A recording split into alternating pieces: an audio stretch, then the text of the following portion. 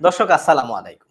এই মুহূর্তে যেই ভিডিওটি দেখতে পাচ্ছেন সেটি হচ্ছে কুষ্টিয়ার কুমারখালী যে উপজেলা রয়েছে সেই উপজেলায় একটি গ্রামে দীর্ঘদিন যাবৎ এই একটি মেলা বসে আসছে। সেই মেলাকে কেন্দ্র করে একটি সংঘর্ষের ঘটনা ঘটে। ইতিমধ্যে আপনারা দেখেছেন সোশ্যাল মিডিয়াতে সেই ঘটনাটি ভাইরাল হয়েছে এবং অনেকেই সেটি নিয়ে প্রশ্ন করছে। এখন প্রশ্ন হলো সেটি নিয়ে প্রশ্ন করার মূল কারণটি কি? অনেকেই বলছেন জামাতের তারা এই মেলাটিকে বন্ধ করার জন্য তারা বাধা দিয়েছেন। আবার অনেকেই বলছেন বিএনপি পন্থী যারা রয়েছেন, বিএনপির সমর্থকেরা এই মেলাটি বিশেষ করে তাদের উপর যে অভিযোগ দেওয়া হচ্ছে এখানে অশ্লীল উম মেলা দেওয়া হয়, অশ্লীল কলাপ করা হয়। এমনকি এখানে জুয়ার আসর বসানো হয়। এই অভিযোগে জামাতপন্থী যারা ছিলেন, জামাতের নেতাকর্মীরা সেখানে এক পর্যায়ে বাধা দিতে গিয়ে সংঘর্ষের ঘটনা ঘটে। ইতিমধ্যে ১১ জন হসপিটালে চিকিৎসাধীন রয়েছেন। তো বর্তমানে আমি এই বিষয়ে জানবো, বর্তমানে আমার সাথে যিনি রয়েছেন তিনি হচ্ছেন কুষ্টিয়ার সেই কুমারখালীর উপজেলার বিএনপির একজন নেতা। তার সাথে আমরা একটু কথা বলবো। আসলে মূল বিষয়টা কি হয়েছিল সেই ডাক্তার আব্দুল হান্নান আমার সাথে বর্তমানে যুক্ত আছেন। আসসালামু আলাইকুম। আসসালামু আলাইকুম। জি, হান্নান ভাই আপনি কেমন আছেন? জি, আমি আল্লাহর রহমতে খুব ভালো আছি। আসলে সেদিন কি ঘটনা ঘটেছিল এটা নিয়ে এমন কেন কাদা ছোড়াছুড়ি হচ্ছে আসলে একটু বিস্তারিত জানতে চাই আপনার কাছে। এই মেলাটা আপনার খুবই ঐতিহ্যবাহী গাজী কালু চাম্পাবতী নামে এই মেলাটা হয় আর কি। এটা দীর্ঘদিন ধরেই হয়ে আসতেছে, কিন্তু বিগত 17 বছর আপনার এই মেলাগুলোনে বিভিন্ন ধরনের অশ্লীল নৃত্য, লটারি এবং আপনার জুয়া খেলা এইগুলো আপনার হয় আর কি। এবং প্রতিবারে এই 17 বছর যারা এই মেলাটা আপনার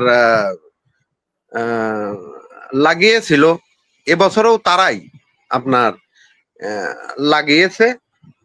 এবং আমাদের যে বিএনপির সার্চ কমিটির আমরা যে 9 জন সদস্য আছি, আমাদের সঙ্গে তাদের কোনো কমিউনিকেশন হয়নি। তারা 7-8টা মিটিং করেছে, করার পরেও আমাদের সঙ্গে আমাদের বিএনপির সঙ্গে তারা এই কমিউনিকেশন করে নাই। পরবর্তীতে জামাতে ইসলাম হচ্ছে বিভিন্ন জায়গায় খোঁজ খবর নেছে, থানা, ডিসি অফিস, ইউনো অফিসই। তারা বলেছে যে আসলে তো এরা মানে মেলার অনুমতি পায় নাই, কিন্তু এরা মাইকিং করি বেড়াচ্ছে যে মেলা হবে। আপনার এই ব্যাপারে গতবারও আপনার এই টিকিটের জন্য সারা এলাকা থেকে লক্ষ লক্ষ টাকা এই এলাকার টাকা নিয়ে গেছে ওই লটারিওয়ালারা, কিন্তু প্রাইজ দেয় নাই এই জন্যই।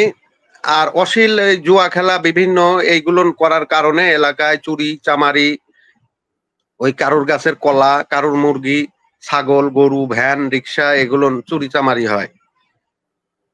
তারই পরিপ্রেক্ষিতে জামাত আলারা আর কি এইটা ওরা হচ্ছে গা ওই মেলায় বিভিন্ন জায়গায় বিভিন্ন দোকানপাটে বলে আসে যে এই মেলার অনুমতি হয় না, এইটা আপনারা করবেন না, আপনারা চলে যান, এই মেলার কোনো হয় নাই। 2 দিন করার পরেও আপনার 2 দিন এইরকম নিষেধ করার পরেও তারা শোনে নাই।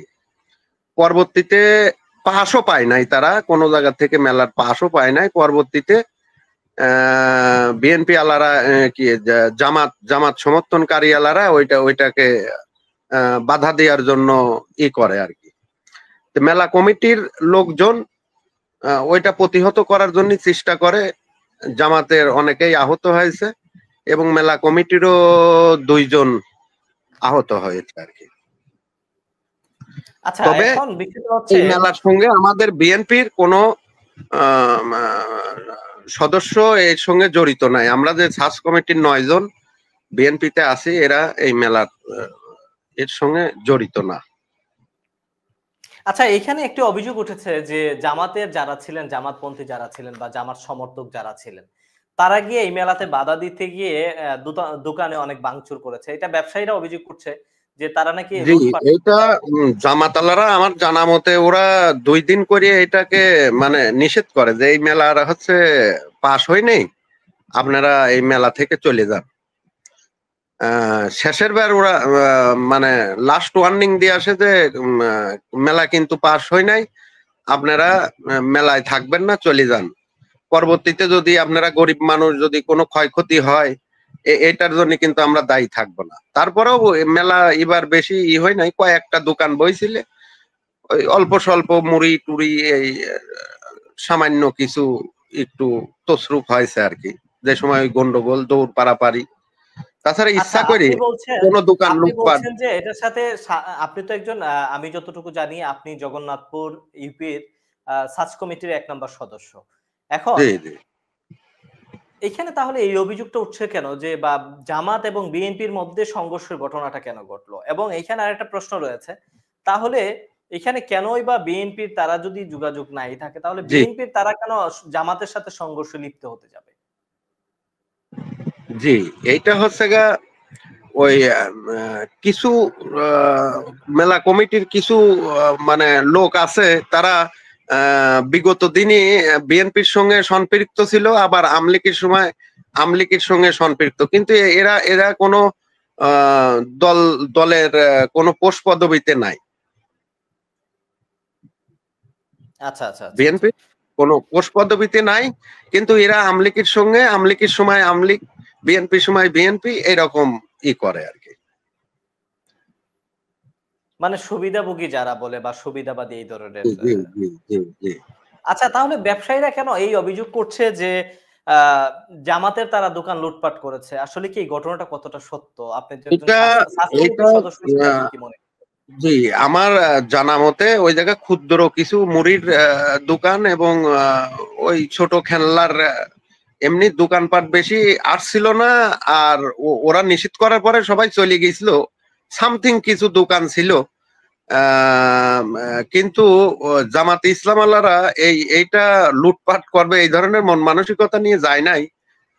আসলে ওই লোকজন চরম ভাবে, আপনি ভিডিওতেও দেখলাম যে ছোড়াছুড়ি হচ্ছে, ওই ইতেই দেখা যাচ্ছে কেউ হয়তো পড়ে গেছে, কেউ হয়তো করেছে। তাছাড়া এমনিতে উদ্দেশ্যমূলক ভাবে ওই ধরনের লুটপাট করে নাই আর কি। তবে গরিব মানুষের যেটুকুনি ক্ষতি হয়েছে সামথিং কিছু। আপনাদের এই খুকসা সরকারি কলেজের যে আ প্রভাষক রয়েছেন, তিনি জি বলছেন যে জামাতপন্থী যারা ছিলেন তারা এসে এই হামলাটা করিয়েছেন।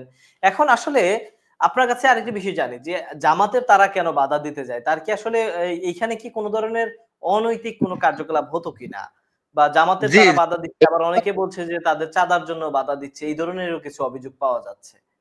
কৃষির মূল জন্য বিষয়টা কি? বাংলাদেশ মূল বিষয়টা আসলে আমি না, আপনি আসলে 100 জনের ভিতরে 100 জনের কাছেই যদি আপনি জিগান, সবাই বলবে যে এই জায়গা আপনার লটারির টাকা, গত বছরও আপনার লক্ষ লক্ষ টাকা আপনার প্রায় 1-150 ওই কৌটা থাকে, ওই টাকা পয়সা উঠা নিয়ে চলে যায়, আপনার কোনো টিকিট মানে কোনো প্রাইজ দেয় না। এবং রাত্রি আপনার মাঠের ভিতরে, মেলাটা মাঠ সাইডই, মাঠের ভিতরে আপনার 20-25টা চকি পারি পারি জুয়ো খেলা হয়।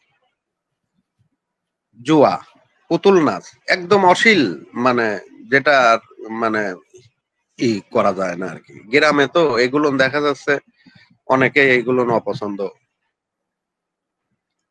কিন্তু আপনি বলছেন গ্রামে অপছন্দ করে। তাহলে দীর্ঘদিন যাবৎ এটা কিভাবে হয়ে আসলো? কিন্তু এটা তো ওই আমলিকির সময় এটা দেখা যাচ্ছে ওইভাবেই ওরা পাশ টাস করে করেছিলে। এবারও ওই ধরনের চেষ্টা করি ব্যর্থ হয়েছে আর কি। এখন বর্তমান সিচুয়েশন মানে বর্তমান পরিস্থিতি কেমন রয়েছে এলাকা? বর্তমান সিচুয়েশন ভালো আর কি, মেলা ভন্ড হয়ে গেছে, এখন শান্তি বিরাজ করতেছে আর কি, এলাকায় তেমন উত্তেজনা নেই আর কি।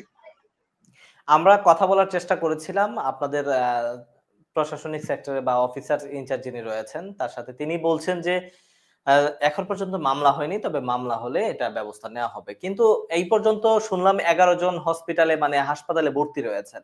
তাদের অবস্থা কেমন এবং তাদের সাথে আপনার যোগাযোগ হয়েছে কিনা? আমার হচ্ছে গা ওই মেলা কমিটির ওই যে যিনি প্রভাষক সুলতান মাহমুদ আমার অত্যন্ত শ্রদ্ধেয় ব্যক্তি। আমি শুনছি যে সে প্রচন্ড ভাবে আহত হয়েছে। তার সঙ্গে আমি যোগাযোগ করতে পারি নাই, তবে আপনার জামাতের একজন, ৩ জন ৪ জন খুবই গুরুতর। আমি ওই সুপার স্যারের নাম্বার আছে, সুপারিনটেন্ডেন্ট, ওনার সঙ্গে আলাপ করলাম। তো উনি বললো যে আমার হাতটা ভেঙে গেছে আর কি।